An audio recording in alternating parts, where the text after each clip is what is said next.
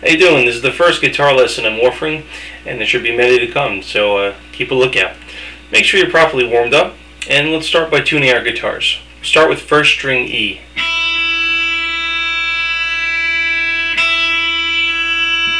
Second string B.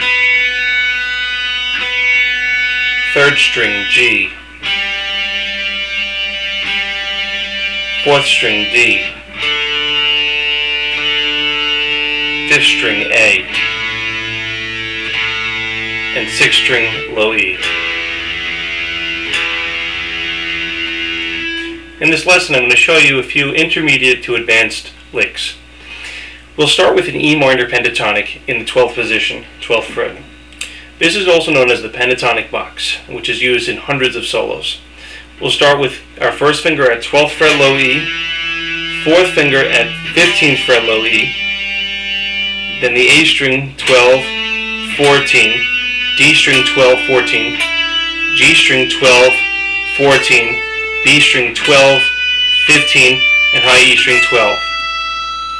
A good idea would be to practice with alternate picking. You can add the 15th fret if you like also, but it resolves on the 12th fret very nicely.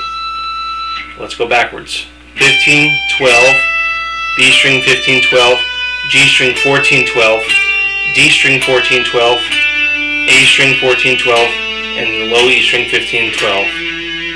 So you got 12, 15, 12, 14, 12, 14, 12, 14, 12, 15, 12, 15. Backwards. 15, 12, 15, 12, 14, 12, 14, 12, 14, 12, and 15, 12. Okay. So the sequence, what we'll do is we'll start with our fourth finger on the 15th fret, first string. And what you'll do is you'll play the sequence in groups of 3 strings. This is what it's going to sound like. So you'll start with your fourth finger on the first string, 15th fret. Do in groups of 3 strings. 15, 12, B string 15, 12, and the G string 14, 12. Then you go back to the B string, the second string. 15, 12, 14, 12, 14, 12, and you go to the G string. 14, 12, 14, 12, 14, 12, and then the D string. 14, 12, 14, 12, A string, 15, 12, E, and 14th fret D if you'd like to add the octave. You can practice it the other way also, starting with first finger on the 12th fret low E. Again, groups of 3 strings. So look, so you play 12, 15, low E, 12, 14, A, 12, 14, D, go back to the A string, 12, 14, A, 12, 14, D, 12, 14, G, back to the D string, 12, 14, G string, 12, 14, B string, 12, 15, back to the G string, 12, 14, B string, 12, 15, and high E string, 12. So practice that sequence in other positions as well. The next thing we'll look at is an arpeggio lick, or arpeggio tapping lick. So for finger tapping, use the right hand on the 17th fret, first string. Then you'll tap the 16th fret, and the 14th fret, and then the 16th fret. So the tapping is 17, 16, 14, and 16. Now here's the good part. Looking at the left hand, which is going to be doing an arpeggio. It's basically an A major arpeggio. You're just adding an E on top of it. Okay? So what the left hand is doing is 12th fret, fourth finger, pulling up to the 9th fret, then hammer from nowhere onto the 10th fret B string. You just hammer your finger down without picking. Okay? And then the first finger, 9th fret G, second finger, 10th fret D, first finger, 9th fret E. So you got 12E, 9E, pull off, 10B, 9G, 10B, 9E, and hammer to 12. And you're doing hammers from nowhere. So now let's look at it slowly, incorporating the right hand, the finger tapping. You'll start at tapping the 17th fret. What you're going to do is keep the first and the fourth finger down on the 9th and 10th frets. Here we go. Okay, let me show you. Start at the 17, tap 17, pull the 12, which is down, pull the 9, which is down. I'm getting some bad tones in my amp tonight. It's late here in New York.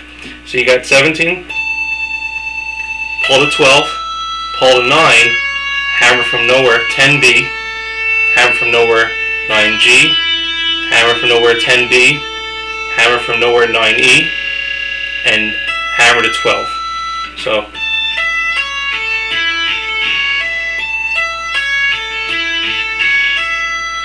also dampen appropriately in the right hand so you don't get extra noise. So you got 17, 16, 14, 16, 17, 16, 14, 16,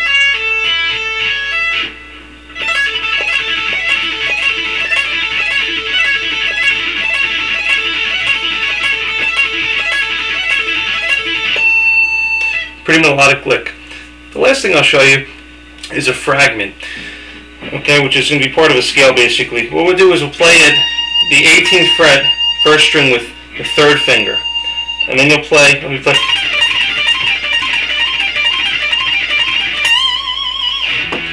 So you'll start with 18th fret, third finger, 20th fret, fourth finger, back to the 18th fret, third finger, 15th fret, first finger, and that's on the first string. Then the third finger plays 18B and first finger 15B, and that's on the second string. So you got 18, 20, 18, 15, high E, and then 18, 15B.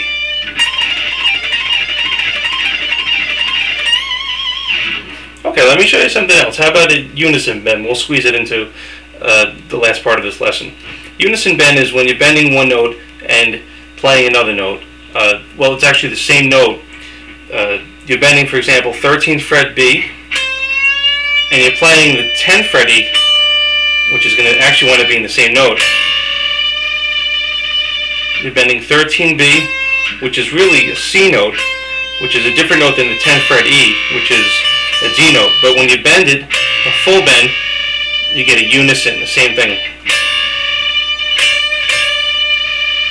That's pretty cool, pretty ripping. So you can use actually a few fingers to support it. And vibrato. That's a unison bend. Now, if you're playing off the G string and the B string, you'd have one less fret. For example, 12th fret G and 10th fret B.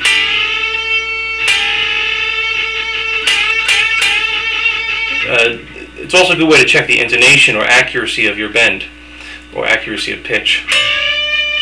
You practice it harmonically, which is together, or melodically, which is individually, melodically. Okay, so keep a lookout. More lessons to follow. Take it easy.